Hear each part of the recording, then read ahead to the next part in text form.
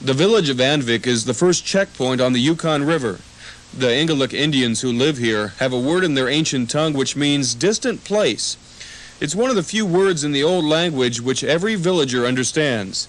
That word, Iditarod, or the anglicized version, Iditarod.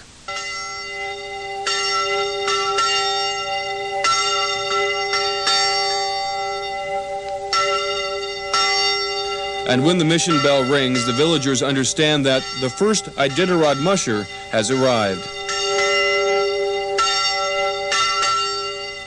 Jerry Austin dragged the Iditarod into Anvik late on day 7, but he isn't sure how long he can continue setting the pace. I don't think so. It was kind of an experimental deal with Dewey and me, and we've been in the lead ever since Squintna, all the way to here, and a few of these guys have figured it out, and there's 5 or 6 of them right behind us now that I think will probably move in and start sharing the lead, and I may have to start resting more, like right here.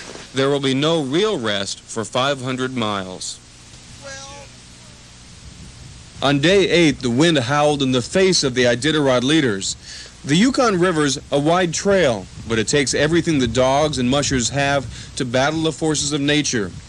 Jerry Austin and Dewey Halverson kneel on the runners as if praying for the wind to stop. You're just facing into the wind the whole time, and it's really driving the dogs, and you, the lower you can get, the less wind resistance. It makes quite a difference, but geez, your knees are just killing you because you're riding the sled on your knees a lot.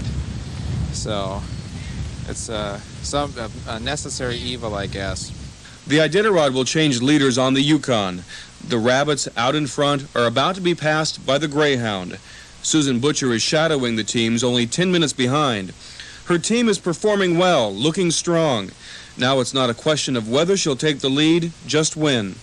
I've done the best I can with my Volkswagen, or maybe I don't have a Volkswagen. Maybe I've got a souped-up Ford or something, but I'm not driving the Porsche.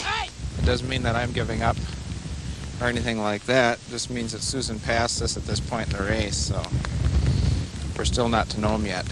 24 hours later, the wind has died down, and it's Susan Butcher leading the Iditarod into Kaltag. How's the team? Good dog.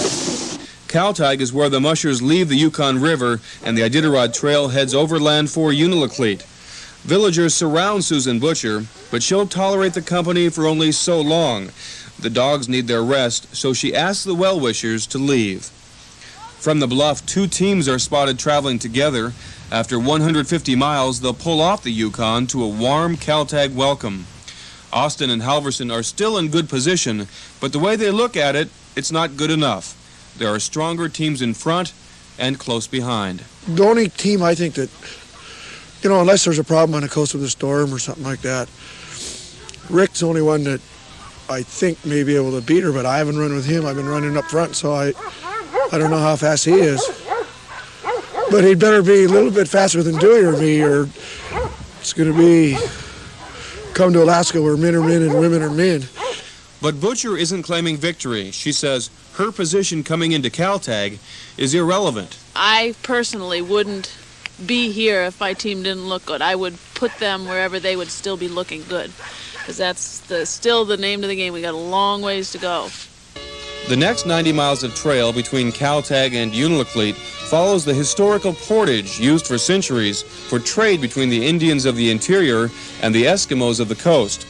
It was via this route that in 1925 dog teams carried diphtheria serum to Nome. A shelter cabin stands 40 miles outside of Kaltag. It's the Old Woman Cabin. There's a story about the Old Woman Cabin. It's said that the old woman who used to live in this area was killed by an avalanche, but that she still comes back to visit those who pass by in the night. A full moon guides the mushers to Old Woman, and yes, Jerry Austin saw someone or something back on the trail, or at least he thought he did. I swear I saw Dewey in a trail in front of me, back right out here, just before we dropped onto this river. I mean, there was a definite sled with a driver on it right in front of me. I slowed down, and I didn't see any light. That's the first thing I asked you when I got in here. Yeah. Were you just right in front of me by a couple of minutes or not? Yeah, I was in here 20 minutes already. Over a soda pop and a sandwich, the mushers talk of the trail ahead and of sleepless days until the race is over. An hour later, they're on the runners, heading for Unalakleet.